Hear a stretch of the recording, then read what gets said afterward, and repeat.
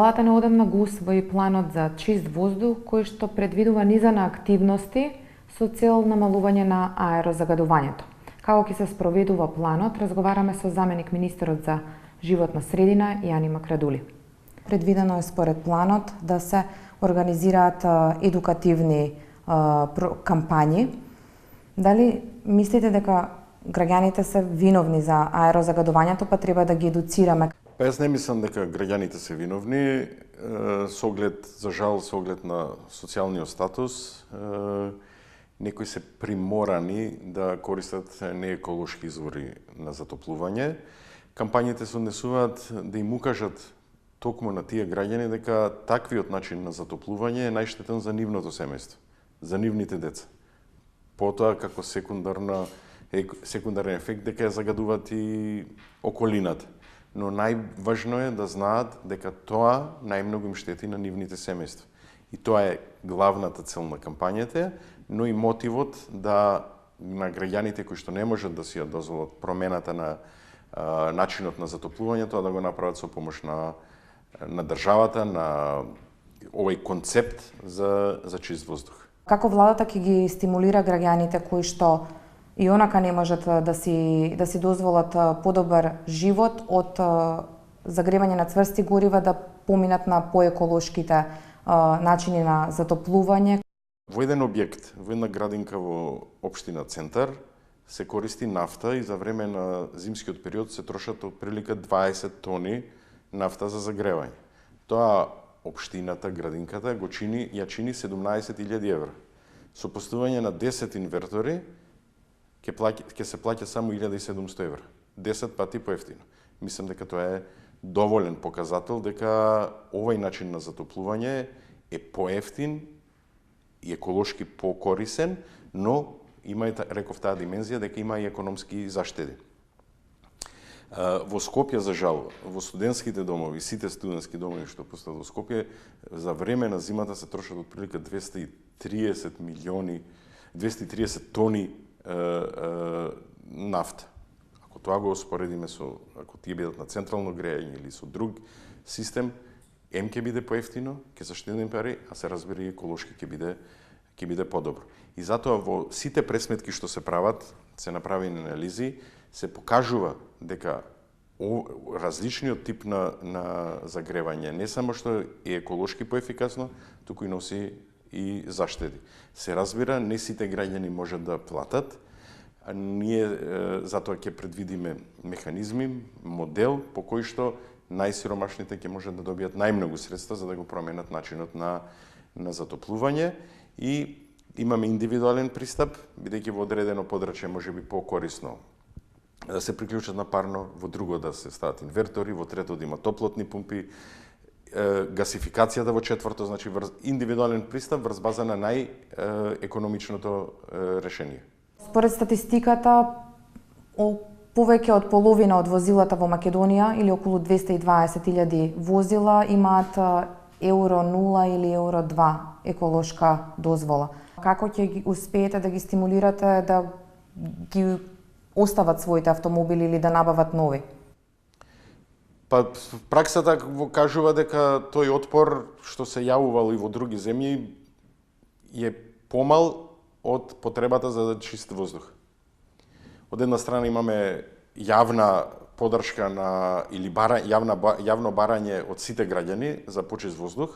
Ова е мерка за постигнување на тоа. И мислам дека тоа е појако од евентуалниот отпор што би се јавувал. Се разбира, државата и локалната самоуправа треба да настапи со своји решенија во рамки на јавниот превоз, со алтернативна понуда и секогаш овие мерки не се за овие мерки се за да го намалат воздухот, но не се репресивни, туку се дел од некоја алтернатива што ќе се понуди на граѓаните. Меѓутоа и во Скопје сме свесни дека дел од возниот парк на јавното сообраќајно предпријатие исто така би требало да добие ознака дека не сме да учествува во сообраќајот. Затоа и градот влезе во набавка на 35 еколошки автобуси, дел со поддршка на средства од јавното сообраќајно предпријатие, дел со гаранција од владата и со кредит од Европската банка. За жал имаме една состојба каде што одеднаш се набавени автобуси кои што се скапи за одржување, кои што трошат поприлично нафта во својот процес на работа и постепено ќе се влези прво со замена на тие возила, со стимулирање на велосипедизмот, како со организирање на нови патеки, со системот за изнајмување на велосипеди, со стимулирање на пешаците во рамки на тие денови загадување во однос на сообраќајниците.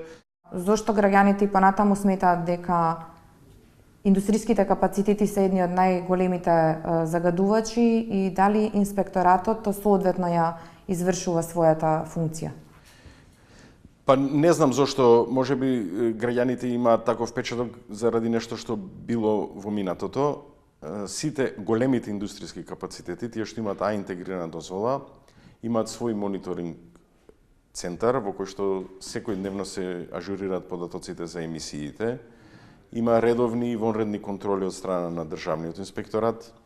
Она што го знам дека инспекторатот на град Скопје во однос на минатата година за 100% ги зголеми изречените казни, дека е направен вонреден инспекцијски надзор во сите објекти кои што имаат Б категорија и во 80% до оние што имаат А дозвола, тој државниот инспекторат каде што влегол. Системот денеска, од технолошки аспект, е малку поинаков од претходниот период и тие поквалитетно работат и самите имаат интерес да работат поквалитетно, но кога е загадено, например, согласно мерките што ги имаме како држава, тие го намалуваат својот капацитет за 50% на работа и така натаму, така да не учествуваат во тој процес на загадување, но се строго контролирани. До кога владата ајде да речеме условно ќе ги толерира индустријските капацитети кои што загадуваат како рек Битола? Не толерираме никого, бидејќи ако толерираме некого, ќе го уклучевме до сега Југохром. Југохром Јагуновци е најдобар пример, каде што многу вработени за жал не одат на работа, бидејќи менаџментот не успеал да го исполни оперативниот план што го имал добиено како задача. Рек Битола за жал нема интегрирана дозвола, била толерирана од претходното раководство, било на менаџментот на ЕЛЕМ и на државата. Сега ги започнавме преговорите за усогласување на оперативниот план. Се заврши една крупна работа, тоа е третирањето на пепелта која што се расфрлаше низ битолската пелагонија во Могил и во Новац, особено по земјоделските површини. Се од 22 милиони денари е тој тендер каде што се третира пепелта, така да полека се приближуваме до исполнување на нивото на емисии што тие можат да го зрачат како комбинат. Дали Министерството би поддржало мораториум на градби и на спроведување на ДУП-овите со цел да се извршат анализи колкаво е загадувањето од градежништвото? Наша обврска е, согласно законот за урбано зеленило, да го контролираме процесот дали во одредена парцела, во процесот што се гради, е запазена законските барања да колкав процент од површината биде зелена. Од друга страна, се сложувам дека градежништвото е причинител. За жал има објекти кои што не ги исполнуваат стандардите со согласно законот за градење и затоа постојано сме во комуникација со локалните инспектори во општините, бидејќи тие согласно закон ги контролираат дали градилиштето се чува чисто, заградено, дали камионите излегуваат со валкани гуми или со чисти. Мораториумот е едно привремено решение, кој што не е трајно решение, кој што може би да се врзе за периодот кога е загаден воздухот, впрочем и така е и мерката, ако е загадено, ако имаме загадување тој ден, градежните активности се во даден момент ограничени или пак се забранети. Има компании кои што добро градат, кои што градилиштата стварно како аптека личат, но за жал има и други кои што не ги исполнуваат стандардите, да ние постојано сме во комуникација како тоа да го спречиме. Колку мислите дека планот кој што Министерството и владата го донесе за чист воздух е остварлив за 2 години? Планот е двогодишен во кој што буџетот само за 2019 година е 2 милиона евра. Значи за 2020 ќе си има нови средства. Дали е доволно? Не е доволно. Ама за прв пат имаме план кој што е стратешка одлука на владата, за прв пат имаме посебна програма во владата и за прв пат имаме издвоено средство. Јас верувам во овој план и како граѓанин и како човек кој што по функција ја има одговорноста да биде дел од институција која што е по закон задолжена, можеби не толку по закон, колку што нам стварно мислам дека е, навистина сметам дека ова е еден од најсериозните предизвици, најголемите проблеми и затоа целосно сум посветен на овој процес, зашто верувам во законот, а и верувам и знам дека ова е еден од најголемите проблеми и затоа се обидувам да најдам сојузници по овој пат во оваа борба за чист воздух и знам дека покрај дека ме радува што повеќе добиваме поддршка и од меѓународни организации, и од пријатели кои што и од бизнис заедницата, бидејќи тоа е начинот сите заеднички можеме да стигнеме до почист воздух. Ова работа не е ни на поединец, ни на министерство, не барам алиби. Владата ја носи одговорноста, се разбира, и ние како поединци, но ова е една заедничка акција која што се покажала дека само заеднички може да донесе резултат. Очекувате дека за 2 години ќе соопштите дека за 50% сме го решиле проблемот? Да. Бидејќи со активностите што ги планираме, ги знаеме загадувачите, така да ќе верувам дека ќе имаме добри и поволни вести.